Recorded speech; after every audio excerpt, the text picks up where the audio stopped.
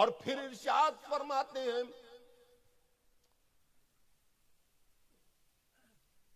علی مرتضیٰ نے دیکھا ابو بکر صدیق کو اس حال میں کہ حضرت ابو بکر صدیق بیٹھے ہوئے ہیں جلوہ بار ایک مقام کے اوپر، اور ایک ہی چادر ابو بکر صدیق کے جسم اقدس سے لپٹی ہوئی ہے۔ علی مرتضیٰ دیکھتے رہے ابو بکر صدیق کو۔ وہ دیکھ رہا ہے جو عرش پر ساتھ تھا، وہ دیکھ رہا ہے جو ہجرت کی رات میں ساتھ میں تھا، وہ دیکھ رہا ہے جو مصطفیٰ کا مشیر تھا، وہ علی مرتضیٰ دیکھ رہے ہیں جو فاطمۃ الزہرا کے خاوند ہیں، وہ علی مرتضیٰ دیکھ رہے ہیں جو امام حسن و حسین کے والد ہیں، امام حسن و حسین کی رگوں میں ان کا خون بہہ رہا ہے۔ وہ علی مرتضیٰ دیکھ رہے ہیں کہ جب سب واپس آ گئے تو مصطفیٰ نے پرچم علی کے ہاتھ میں دے کر بتایا کہ علی، خیبر کی فتح اللہ نے تیرے ہاتھ پر لکھی ہے۔ وہ علی دیکھ رہے ہیں کہ جب بڑے بڑے دشمنی کے اوپر آمادہ تھے تو مصطفیٰ کی انگلی کو، انگشت مبارک کو پکڑ کر علی نے فرمایا تھا فکر نہ کرے کہ میں آپ کا زور بازو۔ اللہ کی قسم، ہجرت کی رات اگر کسی کو اپنی ہجرت پر مصطفیٰ نے قربان کیا ہے تو وہ علی کی ذات ہے۔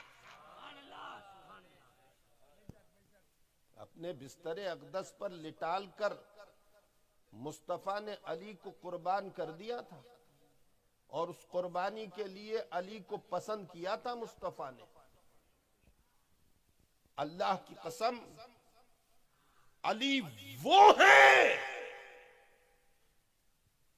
کہ جس کی اولاد کے خون، جس کی اولاد کی جرت نے کربلا کے میدان میں اپنے خون کو بہا کر اسلام کے شجر کی جڑوں کو تحت الثری تک پہنچا دیا۔ نعرہ تکبیر، نعرہ رسالت، مقام حضرت علی۔ ارے علی کے مقام کو کون سمجھ سکتا ہے؟ علی وہ ہے کہ جس کا شہزادہ اپنی گردن کو قلم کروانے کے بعد نیزے کے اوپر قرآن کو پڑھتا ہوا نظر آ رہا ہے۔ نعرہ تکبیر، نعرہ رسالت، مقام شہید اعظم حضرت امام حسین، پیر طریقت حضور جمال ملت، جشن سیدنا صدیق اکبر۔ میں بتاؤں گا کہ علی کیا کہتے ہیں ابو بکر صدیق کے بارے میں۔ ارے علی کے مقام کو دیکھو، ایک باقی رہے، کیا شان ہے علی کی اور علی کے گھرانے کی۔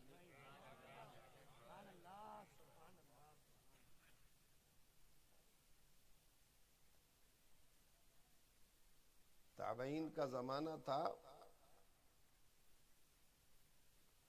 اور تابعین کے قافلے حج بیت اللہ اور عمرہ کے لیے جا رہے تھے۔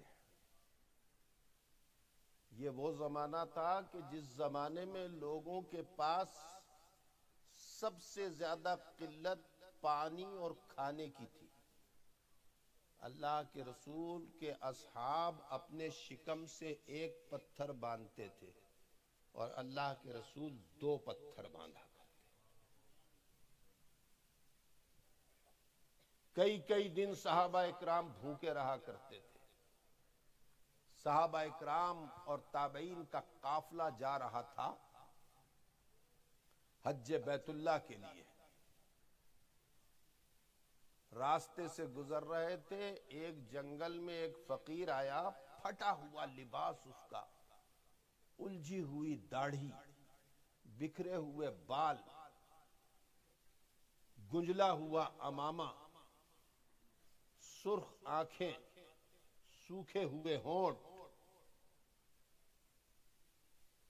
جھکی ہوئی پلکیں، ایک گدڑی ہاتھ میں، آ کے قافلے میں شامل ہو گیا۔ لوگوں نے دیکھا کہ یہ فقیر آ کر ہمارے ساتھ شامل ہو گیا۔ اب جب کھانے کا وقت ہوگا، بہت زبردست بات بتا رہا ہوں، یقین مانے دل کی کلی کلی کھل جائے گی۔ سید صاحب سنیں، اقبال بھائی سن رہے ہیں نا؟ پیچھے والے بھی سن رہے ہیں نا؟ گلزار بھائی کہتے ہیں پیچھے والے سن رہے ہو ہاتھ اٹھاؤ۔ میں ہاتھ نہیں اٹھائی، ہاتھ میں نہیں اٹھواتا ہوں بھیا، سمجھے نا؟ اس لیے کہ میں جانتا ہوں میرے سنانے کی خوبی نہیں ہے، جن کے بارے میں سنا رہا ہوں ان کی خوبیاں ہیں۔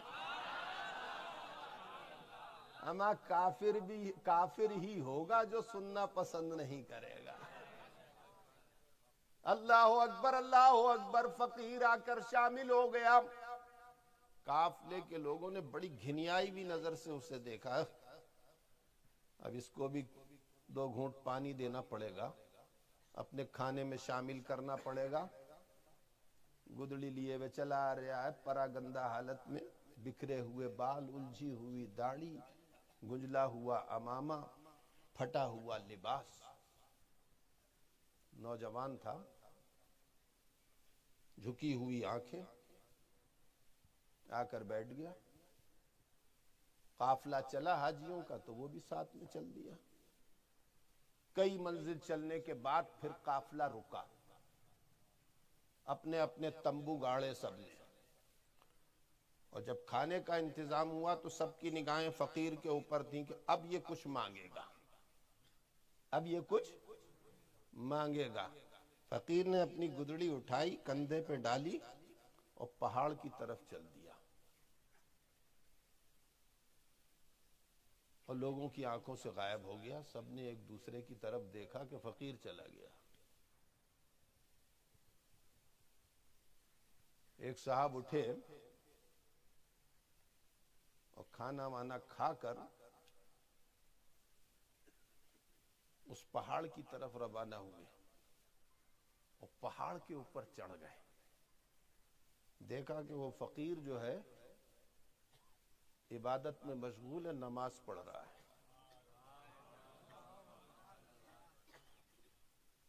پیچھے بیٹھ گئے، فقیر نے سلام پھیرا اور ان کی طرف نگاہ اٹھا کے دیکھا۔ پورے قافلے کے لوگوں نے کسی نے بھی اس کو کلام کرتے ہوئے نہیں دیکھا تھا، مسکراتے ہوئے نہیں دیکھا تھا، بولتے ہوئے، سوال جواب کرتے ہوئے نہیں دیکھا تھا۔ بہت خشک آواز میں اس فقیر نے کہا، کیا بات؟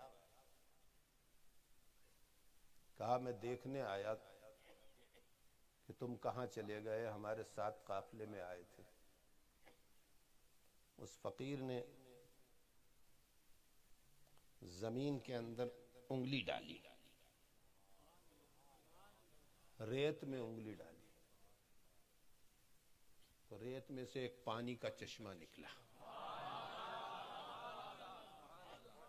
اس نے اپنے کٹورے میں لے لیا اور پھر ریت اٹھائی اور اس نے ڈال دی اس پانی کے اندر۔ کہا پی لو۔ کہا یہ ریت ہے، کہا پی لو۔ تعاقب میں آنے والے اس شخص نے بیان کیا کہ میں نے ریت ملے ہوئے اس پانی کو جب پیا تو خدا کی قسم اس سے بہتر چیز میں نے کبھی اپنی زندگی میں نہیں استعمال کی تھی۔ پورا کٹورا پیتا رہا اور پی لیا۔ مجھے احساس ہوا کہ اس فقیر کا مقام کیا ہے۔ جب میں نے کٹورے کا تمام وہ شربت پی لیا جس میں ریت ملی ہوئی تھی پانی کے ساتھ، تو اس فقیر نے میری طرف دیکھ کر کہا ہم کسی کے کھانے میں شریک نہیں ہوتے.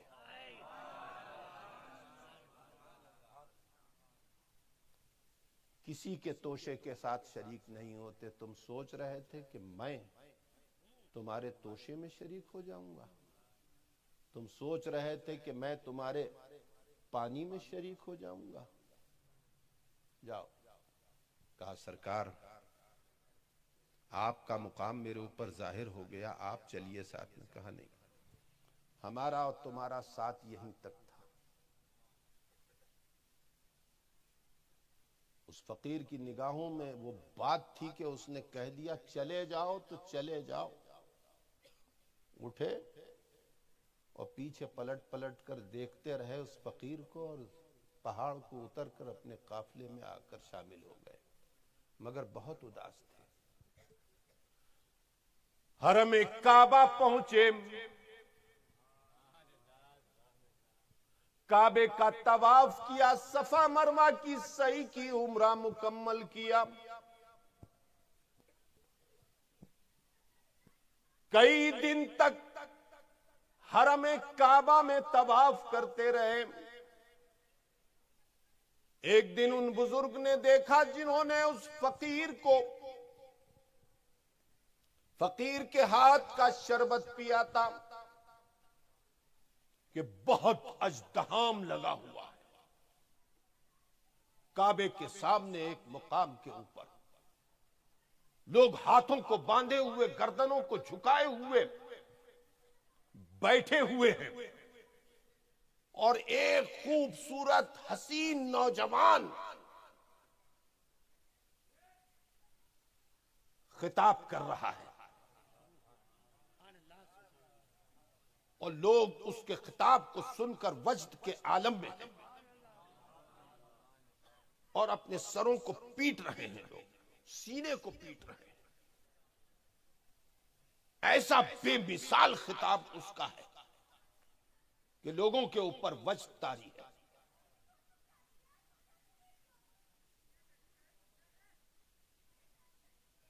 سنتے رہے وہ بزرگ. جب اس کا خطاب ختم ہوا تو کہا کہ لاؤ اس نوجوان سے میں بھی مصافحہ کر لوں.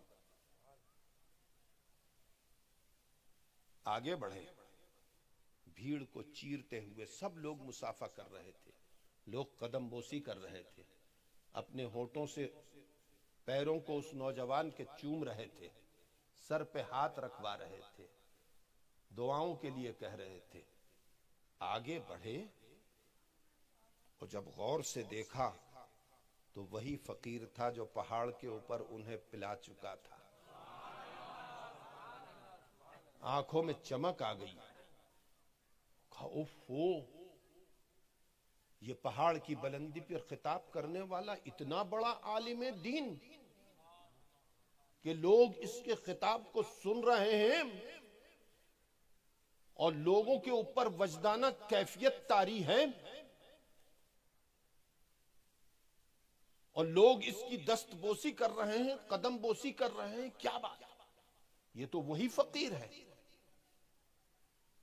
لہذا آگے بڑھ کر دست بوسی کی، قدم بوسی کی، دامن کو چوما اور ساتھ ساتھ چل دیا. ایک حسین لباس اور خوشبوئیں آ رہی جو وہ فقیر پہنے ہوئے تھا. آگے بڑھے، پیچھے پیچھے چلتے رہے. جب مجمع کم ہوا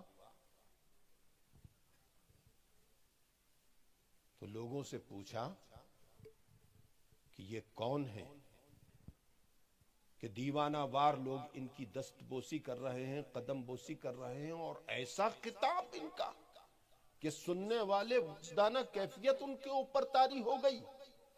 تو لوگوں نے کہا کہ تم انہیں نہیں جانتے؟ کہا نہیں، میں انہیں نہیں جانتا. کون ہے یہ؟ کہا یہ زین العابدین ہے. سبحان اللہ، سبحان اللہ، سبحان اللہ.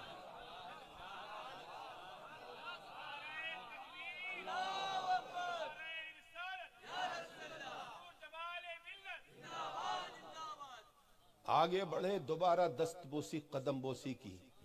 کہا حضور مجھے معاف کر دیجئے. سرکار مجھے معاف فرما دیجیے، میرے ایک سوال کا جواب دے دیجیے۔ حضور جب آپ قافلے میں آ کر شامل ہوئے تھے اور پہاڑ کی بلندی کے اوپر تھے تو آپ کا لباس پھٹا ہوا تھا، بوسیدہ حالت میں تھا۔ آج آپ یہ قیمتی لباس پہنے ہوئے ہیں، چہرہ چمک رہا ہے۔ ارشاد فرمایا اپنے جبے کو ہٹا کے اندر دیکھو تو اندر وہی لباس تھا۔ ارشاد فرمائے تمہیں دکھانے کے لیے ہے، اور جو اندر پہنا ہوں وہ خدا کے لیے۔ اگر اسی لباس میں خطاب کروں گا تو تم لوگ سنو گے نہیں، تمہیں سنانے کے لیے میں نے اس لباس کو پہنا۔ ایسی ذات اگر کسی کے نطفے سے پیدا ہوئی ہے تو وہ علی ہے۔ نعرے تکبیر، نعرے رسالت، مقام اہل بیت، مسلک اعلی حضرت، فیضان اعلی حضرت، پیر طریقت حضور جمال ملت، جشن سیدنا صدیق اکبر۔ علی وہ ہے کہ جس کا بھائی رسول اعظم ہے، علی وہ ہے کہ جس کی زوجہ فاطمۃ الزہرا ہے، علی وہ ہے کہ جس کے بیٹے حسن و حسین ہیں، علی وہ ہے کہ جس کا پوتا زین العابدین ہے، علی وہ ہے کہ جس کی نسل میں غوث و خواجہ ہے، علی وہ ہیں جو فاتح خیبر ہے، علی وہ ہیں جو داماد رسول ہے۔ یہ علی ہے، یہ علی ہے۔ اب علی کی نظروں میں ابو بکر صدیق کیا ہیں؟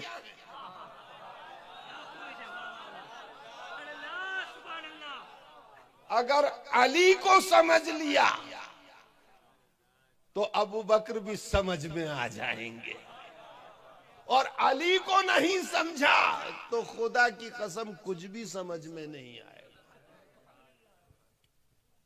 اب دیکھو علی مرتضیٰ نے دیکھا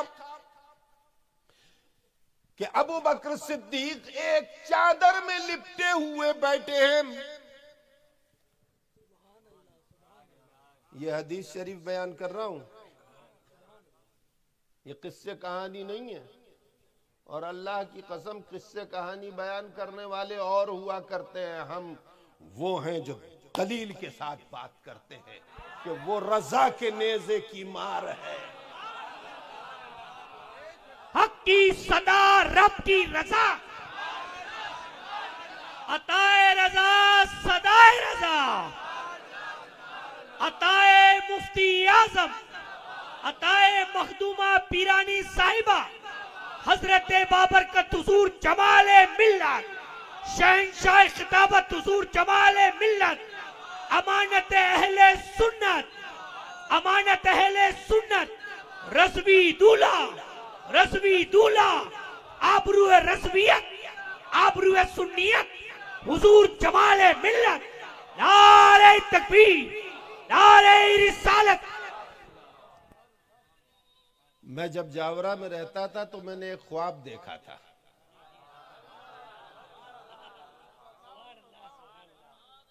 یہ سرکار ابو بکر صدیق، یہ سرکار ابو سعید شہید صاحب جو ہیں نا، یہ بڑی روحانیت کے حامل ہیں۔ میں اس راستے سے آتا تھا، یہ جو راستہ ادھر ہے نا، اس راستے سے آتا تھا۔ میں نے 2-3 خواب دیکھے تھے، اسی طرف دروازہ تھا، اس طرف سے آتا تھا۔ وہاں ایک کھرنجا تھا، سفید چونا لگا ہوا، سفید پتھر، چونے کا پتھر تھوڑا تھوڑا لگا ہوا تھا۔ میں اس کے اوپر سے پیر رکھتا ہوا چلا جاتا تھا۔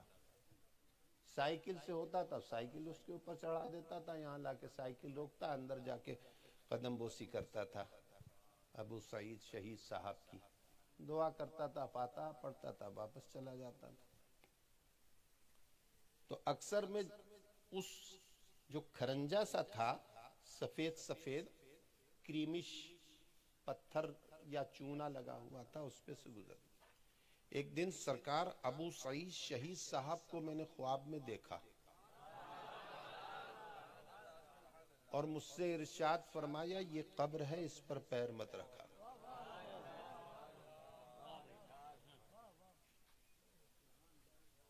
یہ ہیں ابو سعید شہید صاحب۔ اور آج میرے ایک دوسرے خواب کی تعبیر کو میں دیکھ رہا ہوں۔ میں نے ایک خواب اور دیکھا تھا۔ دیکھو، خواب اگر غلط بیان کیا جائے نا تو رسول کائنات کی حدیث ہے کہ جس نے خواب کو غلط بیان کیا، یعنی جھوٹا خواب بیان کیا، اس نے میرے اوپر تہمت لگائی۔ سمجھے نا؟ تو خواب سچے ہی بیان کرنا چاہیے۔ بہت سے لوگ ایسے ہوتے ہیں تڑ سے خواب جاگتے میں دیکھ لیتے ہیں۔ سمجھے نا؟ ہاں، ہر ایک کے سامنے میں خواب بھی بیان نہیں کرتا ہوں۔ کئی بار ایسا ہوا کہ میرے ساتھ کئی لوگ، اور میں نے کار میں چل رہے نا، ساتھ میں لوگ رہتے ہیں، میں نے ایک خواب بیان کیا تو میرے برابر جو صاحب یا پیچھے بیٹھے ہوئے تو بولے ارے حضرت میں نے بھی دیکھا تھا۔ میں نے کہا کیا دیکھا تھا؟ تو انہوں نے سنایا۔ پھر دوسرا سفر میرا ہوا، پھر گفتگو چل رہی تھی تو میں نے ایک خواب بیان کیا تو پیچھے سے وہ بولے حضرت بالکل یہ کہا، یہی میں نے بھی دیکھا۔ تیسرا سفر میرا ہوا بھائی جان، تو پھر میں نے ایک خواب بیان کیا اپنا، پیچھے سے وہ بولے کہ حضرت یقین مانے کہ یہی میں نے دیکھا۔ میں نے ان کی موجودگی میں خواب بیان کرنے ہی چھوڑ دیا۔ میں نے کہا اگر میں نے کوئی خواب بیان کر دیا تو پیچھے یہ بھی دیکھ لیں گے۔ میں تو سوتے میں دیکھتا ہوں، یہ جاگتے میں دیکھ لیں۔ تو میرے بھائی، خواب جو ہے اپنے وہ گڑا نہیں جاتا ہے، وہ دیکھا جاتا ہے۔ سمجھے؟ اور اللہ کی طرف سے ہوتا ہے۔ یہ اس خواب کے سلسلے میں ایک الگ علم ہے۔ مومن کی روح بلند ہوتی ہے، سمجھے نا؟ رات کے وقت بلند ہوتی ہے، جو فجر کا وقت ہوتا ہے نا اس سے پہلے، اور اس کی روح پرواز کرتی ہے مومن کی آسمانوں کی طرف۔ تو اس خاص وقت میں جو خواب ہوتا ہے وہ دن کا خواب نہیں ہوتا ہے، صحیح، اس کی تعبیر بھی آتی ہے، اور خواب کی تعبیر ہر ایک سے نہیں لینا چاہیے۔ سمجھے نا؟ اب خواب کے سلسلے میں جب بات نکلی تو جانے کتنی باتیں میرے ذہن میں آ رہی ہیں، مگر سناؤں گا نہیں میں، کیونکہ مجھے 1 گھنٹے سے زیادہ ہو گیا ہے۔ کوئی ہاتھ اٹھا کے یہ مت کہہ دینا حضرت ایک اور سنا دیجئے، تو میں اس سے کہوں گا آ کے 10 منٹ تم یہاں سنا دو تو 1 گھنٹہ میں اور سنا دوں گا۔ تو اب سنیے آپ کہ میں نے خواب دیکھا کہ سرکار ابو سعید شہید صاحب کے یہاں ایک محفل ہے بہت بڑی۔ یہ میں اس لیے ذکر کر رہا ہوں کہ جس بارگاہ میں ہم حاضر ہیں اس بارگاہ کا ذکر بھی ضروری ہے۔ بہت بڑی محفل ہے، اندر سے لے کر باہر تک لوگ بیٹھے ہوئے، اور میں آیا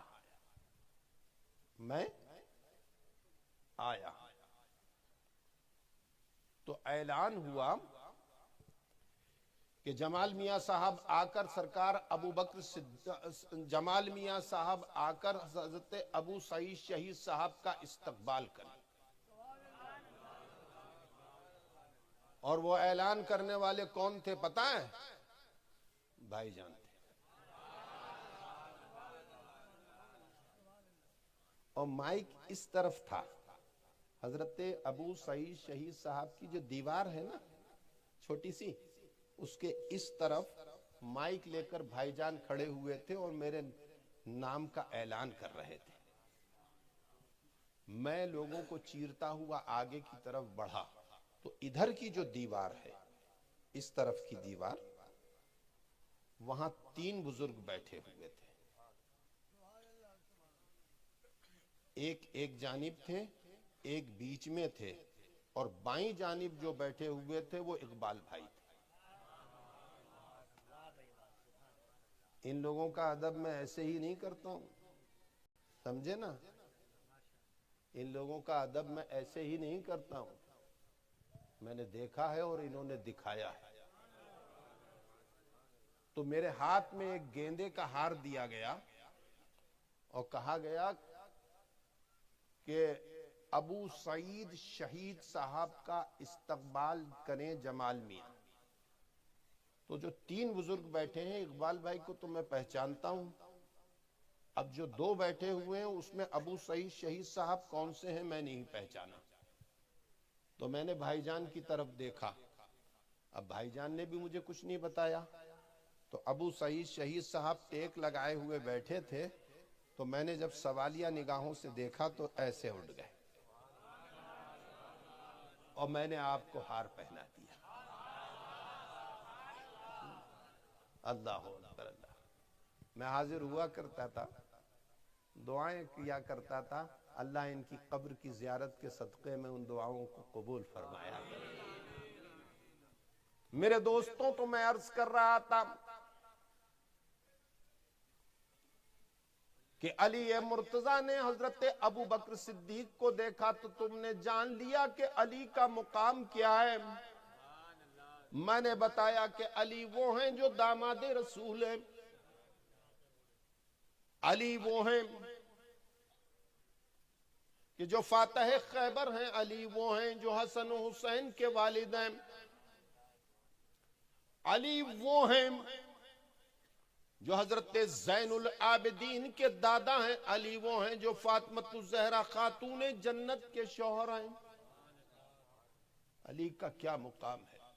علی وہ ہیں کہ جن کے لیے رسول کائنات نے ارشاد فرمایا کہ میں علم کا شہر ہوں اور علی اس کا دروازہ ہے۔ اب آپ دیکھیے وہ علی مرتضیٰ کیا ارشاد فرماتے ہیں۔ جب ایک چادر میں لپٹا ہوا دیکھا ابو بکر صدیق کو تو ارشاد فرمایا، اللہ تبارک و تعالی نے 4 صحیفے اتارے دنیا میں، 4 صحیفے اتارے۔ ایک قرآن، توریت، زبور، انجیل، یہ 4 صحیفے، اور اس کے علاوہ جو صحیفے اتارے وہ مختلف انبیاء کے اوپر صحیفے اتارے۔ اب رسول کائنات کی ذات کو مستثنی کر دیجیے، رسول کائنات کی ذات کو مستثنی رکھیے، اور 1,24,000 انبیاء پر جو صحیفے جو کتابیں اتاری ان کو ذہن میں رکھیے، اور پھر اس حدیث شریف کو سنیے۔ جب ایک چادر میں لپٹے ہوئے ابو بکر صدیق کو علی مرتضیٰ نے دیکھا تو علی مرتضیٰ ابو بکر صدیق کو دیکھتے رہے، دیکھتے رہے، دیکھتے رہے، اور بڑی حسرت بھری نگاہوں سے دیکھتے رہے، اور اپنے اصحاب کے جھرمٹ میں ارشاد فرمایا، اللہ کی قسم یہ علم کا دروازہ کہہ رہا ہے، اور دروازے کے سامنے علم کا شہر ہے، اور اس میں علم ہی علم ہے، تو دروازہ جتنا علم لے سکتا ہے اس شہر سے لے لیا، تو یہ بھی علم اسی شہر سے اس دروازے نے لیا اور ہم تک پہنچا دیا۔ ارشاد فرمایا کہ اللہ کی قسم یہ ایک چادر میں لپٹا ہوا جو تم دیکھ رہے ہو، اس اللہ کے بندے سے زیادہ محبوب اللہ تبارک و تعالیٰ کو کوئی صحیفے والا نہیں۔ نعرے تکبیر، نعرے رسالت، مقام صدیق اکبر، مسلک اعلی حضرت، فیضان اعلی حضرت، پیر طریقت حضور جمال ملت۔ یہ علی فرما رہے ہیں، صحیفے نبیوں پر اترے ہیں، ارشاد فرمایا کہ کوئی صحیفے والا اس ایک چادر میں لپٹے ہوئے والے سے زیادہ محبوب اللہ کو نہیں ہے۔ اس کا مطلب سمجھے؟ اس کا مطلب ہرگز یہ مت سمجھنا کہ ابو بکر صدیق کسی نبی سے افضل ہے، نہیں نہیں نہیں، یہ علی کا کلمہ ہے، یہ علی کے کلمات ہیں۔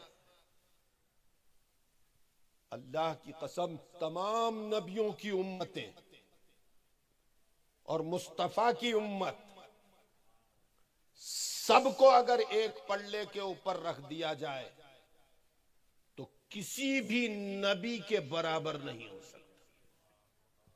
نبی نبی ہوتا ہے، نبی کے برابر کوئی نہیں ہوتا۔ مگر مقام محبوبیت کا جب سوال آتا ہے تو مقام محبوبیت کیا؟ علی کے الفاظ سنیے جس کا ترجمہ بتا رہا ہوں کہ کوئی صحیفے والا اس ایک چادر میں لپٹے ہوئے اللہ کے بندے سے زیادہ محبوب نہیں ہے۔ مطلب کیا ہے؟ مطلب یہ ہے کہ تمام نبی جتنے محبوب ہیں اتنا ہی ابو بکر محبوب ہے، اس سے زیادہ محبوب نہیں ہے۔ یہ محبوبیت کی انتہا پر ابو بکر صدیق فائز ہے، یہ مقام ہے۔ یہ نہیں فرمایا کہ ابو بکر صدیق سے کم محبوب ہیں نبی جن پر صحیفے نازل ہوئے، یہ نہیں فرمایا، بلکہ یہ فرمایا کہ کوئی صحیفے والا اس اللہ کے بندے سے زیادہ محبوب نہیں ہے۔ مطلب جتنے صحیفے والے ہیں یعنی نبی ہیں وہ اتنے ہی محبوب اللہ کو ہیں جتنا ابو بکر صدیق محبوب۔ یہ مقام محبوبیت ہے میرے دوستوں جس کے اوپر ابو بکر صدیق فائز تھے۔ اس کے اوپر بڑی تفصیلی گفتگو ہے، انشاءاللہ تبارک و تعالیٰ پھر کبھی بیان کریں گے۔ اللہ تبارک و تعالیٰ حضرت ابو بکر صدیق کہ ایمان کی چمک کی ایک کرن کے کروڑویں اربویں حصے کے برابر بھی ہمیں ایمان عطا فرما دے تو دنیا میں کوئی ہماری مثال نہیں ہے۔ خداوند قدوس دوران گفتگو اگر مجھ سے کوئی خطا ہو گئی ہو تو معاف فرمائے، اور جو کچھ میں نے بیان کیا اسے اللہ تبارک و تعالی آخرت میں میرے لیے نجات کا سبب بنائے۔ اس محفل کو اللہ قبول فرمائے۔ وَمَا عَلَيْنَا إِلَّا الْبَلَاغُ۔